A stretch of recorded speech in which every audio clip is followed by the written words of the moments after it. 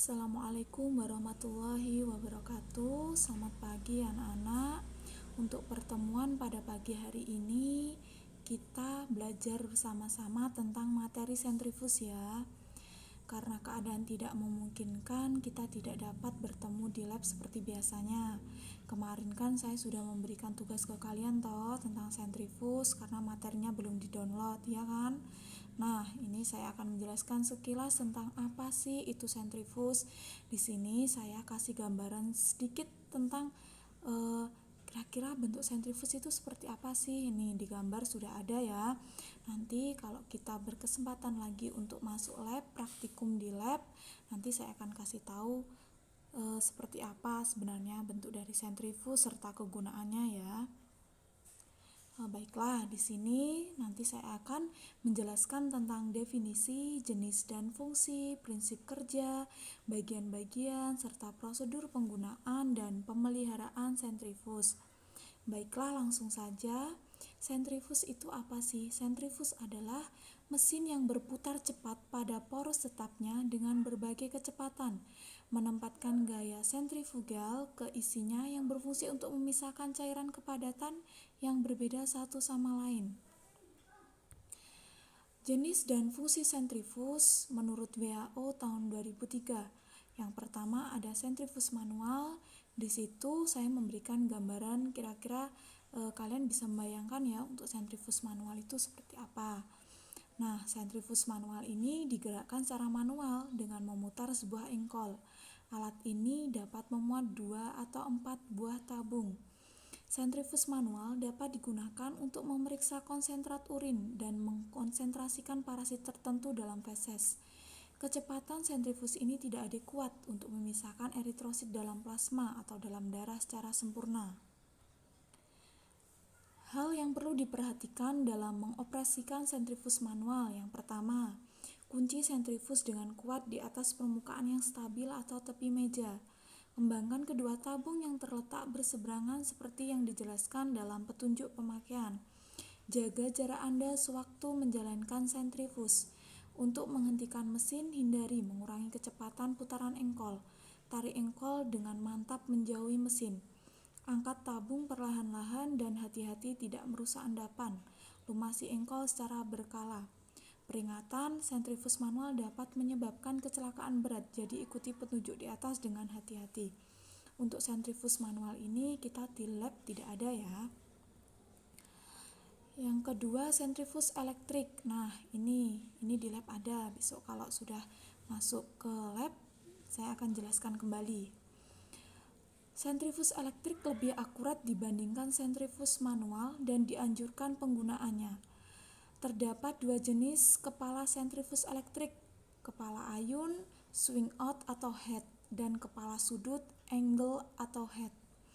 Kepala ayun atau swing out, kepala jenis ini dirancang untuk mengayun tabung ke posisi horizontal selama sentrifugasi. Jenis ini paling sering digunakan. Yang kedua, kepala sudut atau angle head. Kepala jenis ini menahan tabung pada sudut sekitar 45 derajat selama sentrifugasi.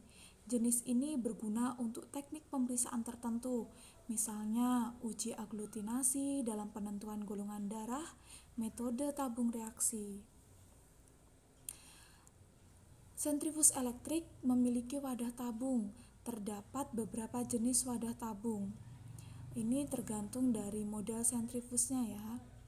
Bagian yang dirancang hanya untuk memuat satu tabung, bagian yang memuat 2 tabung, serta bagian yang memuat 9 tabung kecil atau tabung presipitan dan lain-lain. Beberapa jenis sentrifugal yang dilengkapi dengan pengatur waktu atau timer. Pengatur waktu yang menghentikan alat secara otomatis sesuai waktu yang telah diatur, misalnya 5 atau 10 menit. Bilik pendingin yang mencegah pemanasan spesimen selama sentrifugasi atau refrigerate centrifuge biasanya digunakan oleh unit transfusi darah untuk memisahkan komponen darah. Yang selanjutnya perhitungan RPM, yaitu cakram dengan jarum yang menunjukkan kecepatan mesin selama sentrifugasi, atau komponen ini berguna untuk beberapa metode pengonsentrasian parasit. Sebelumnya saya minta maaf ya untuk anak-anak semuanya jika di tengah-tengah saya menjelaskan kalian mendengar suara-suara berisik karena rumah saya ada di bagian depan ya, di jalan. Baiklah, langsung saja, yaitu jenis dan fungsi sentrifugasi. Yang ketiga ada sentrifugasi dengan baterai. Sentrifugasi ini yang dijalankan dengan baterai kadang-kadang digunakan untuk menentukan packet cell volume atau PVC dalam pemeriksaan hematologi di lab. Sentrifus digunakan untuk memisahkan partikulat padat dalam cairan. Fungsinya adalah untuk menghasilkan serum dan plasma, memeriksa hematrokit atau HT, dan memeriksa mikroskop urin atau mengendapkan sedimen urin. Selanjutnya, prinsip kerja sentrifus. Prinsip sentrifugasi didasarkan pada pemisahan molekular dari sel atau organel subseluler. Pemisahan tersebut berdasarkan konsep bahwa partikel yang tersuspensi di sebuah wadah akan mengendap atau bersedimentasi ke dasar wadah karena adanya gaya gravitasi. Di sini kalian bisa bayangkan secara sekilas, kira-kira ada sebuah botol, di situ ada partikel yang tersuspensi, kemudian dimasukkan ke dalam alatnya. Akibat adanya gaya gravitasi, itu akan mengendap di bawah. Kira-kira seperti itu, ya. Bagian-bagian sentrifus. Terdapat 3 bagian utama dalam sentrifus, yaitu kumparan sentral, kepala sentrifus, dan tabung sentrifugal. Bagian pendukung antara lain badan sentrifus, tutup sentrifus, tombol pengatur waktu dan kecepatan atau timer, tombol pembuka sentrifus atau open lid, dan kabel atau power atau tempat baterai. Di sini saya memberikan gambaran ya. Di situ ada komponen-komponen yang sudah dijelaskan, mungkin bisa menjadi pengetahuan buat anak-anak secara sekilas ya, karena kita kan belum masuk lab. Di situ ada tombol on off, ada timer set button, ada looking button, ada unlooking button, ada break switch, ada timer. Nanti kalau kita sudah masuk lab, kita praktek langsung ya. Nah, selanjutnya prosedur penggunaan dan pemeliharaan sentrifus. Menurut Debkos tahun 2008, prosedur penggunaan sentrifus adalah sebagai berikut. Yang pertama, persiapkan larutan yang akan dimurnikan atau dipisahkan. Sambungkan sentrifus pada aliran arus listrik. Nyalakan sentrifus. Buka penutup sentrifus dengan tekan tombol open. Masukkan larutan ke dalam gelas tabung sentrifus. Larutan yang dimasukkan pada setiap tabung harus sama ukurannya. Jadi semisal ada 2 tabung atau 2 tabung yang berisi larutan, berarti itu larutannya harus sama. Tidak boleh banyak sebelah ya, harus imbang, intinya seperti itu. Terus selanjutnya prosedur penggunaan dan pemeliharaan sentrifus yang lainnya. Yang pertama yang selanjutnya yaitu letakkan gelas berisi larutan yang akan dimurnikan. Letakkan secara bersilangan atau berlawanan. Namun hal ini tidak perlu dilakukan jika semua lubang sentrifus terisi penuh oleh tabung larutan yang akan dimurnikan. Jadi seperti ini. Semisal ada banyak lubang ya, di situ ada lubang, ada nomornya atau ada arah-arahnya. Itu lubang yang akan dikasih larutan itu harus sama. Harus bersilang, tidak boleh bersandingan. Itu untuk menyeimbangkan. Semisal ada larutan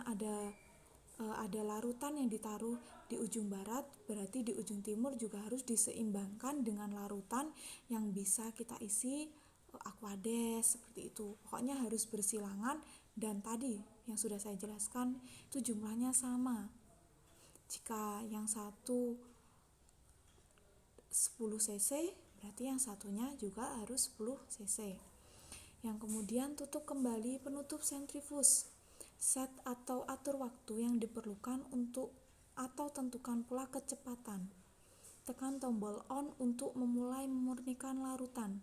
Setelah pemurnian selesai, tekan tombol open dan ambil semua larutan dalam tabung yang telah dimurnikan dengan cara mengambilnya secara berseling berlawanan pula.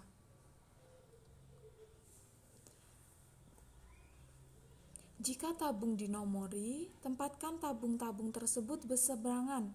Tabung 1 berseberangan dengan tabung 2 dan tabung 3 berseberangan dengan tabung 4. Seimbangkan tabung yang berseberangan dengan menimbang tabung-tabung tersebut. Berikut wadahnya menggunakan neraca 2 piringan.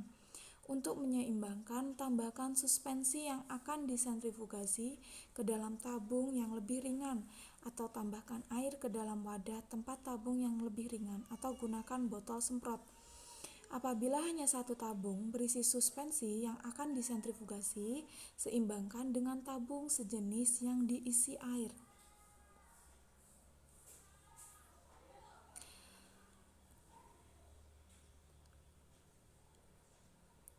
Yang pertama, hal yang perlu diperhatikan saat menggunakan sentrifus untuk mencegah pecahnya tabung, alasi selalu bagian dasar wadah tabung dengan bantalan karet khusus untuk jenis sentrifus tersebut. Hal ini akan melindungi bagian dasar tabung sentrifus. Tambahkan sedikit air di antara tabung dan wadahnya. Yang selanjutnya, mencegah bahaya. Periksa apakah ukuran tabung tepat bagi sentrifus. Tabung yang terlalu panjang atau pendek dapat pecah. Isi tabung tidak melebihi 3/4 volume maksimal untuk mencegah tumpahan ke dalam tabung. Seimbangkan selalu wadah tabung sebelum memulai sentrifugasi.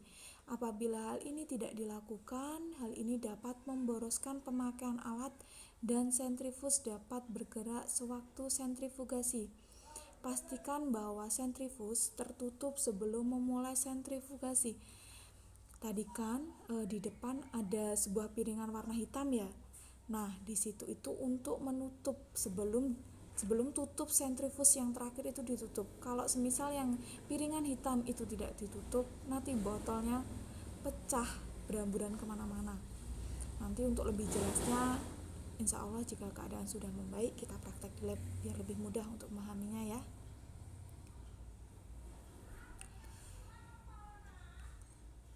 Yang pertama yang selanjutnya yaitu prosedur pemeliharaan sentrifus tertutup sebelum memulai sentrifugasi.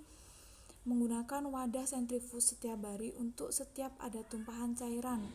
Berikan etanol 70% untuk wadah logam dan larutan pemutih 1% untuk bahan plastik. Yang kedua, bilas wadah setelah dipakai dan bersihkan setiap ada sisa darah. Kemarin kan sudah saya bilang juga kan, setiap kita praktek, pastikan semua alat harus dikembalikan seperti keadaan semula. Kalau kita menggunakan alat sebelumnya bersih, berarti harus kembali dalam keadaan yang bersih pula dan sesuai dengan tempatnya. Itu harus dibiasakan ya. Yang selanjutnya, periksa kawat kabel secara berkala untuk memeriksa bagian terminalnya, rusak atau sambungan terputus. Apabila keluar api dari sentrifus atau putaran mesin irregular, sikat karbonnya atau mungkin perlu diganti. Aktifkan pelumas sentrifus oleh ahlinya, sesuai dengan petunjuk pemakaian pastinya ya. Kalibrasi sentrifus minimal 6 bulan sekali. Kalibrasi ini dilakukan dengan mengukur kecepatan per menit dengan takometer dan waktu menggunakan stopwatch. Baiklah anak-anak, demikian untuk materi pada pagi hari ini. Belajar yang rajin ya, di rumah tugas-tugasnya dikerjakan. Untuk laporan yang kemarin, yang cowok-cowok yang baru mengerjakan, dikerjakan ya. Kan hari ini tidak masuk ke sekolah toh, waktunya kan banyak di rumah, materinya dibaca ulang. Besok kalau keadaan sudah membaik, kita kembali ke sekolahan, kita tinggal praktikum, materinya kan udah mateng toh. Tetap jaga kesehatan, makan makanan yang sehat, jangan lupa cuci tangan, pakai masker, dan ojo ngluyure. Baiklah, demikian untuk materi yang bisa saya sampaikan. Bila ada kurang lebihnya, saya mohon maaf. Wassalamualaikum warahmatullahi wabarakatuh.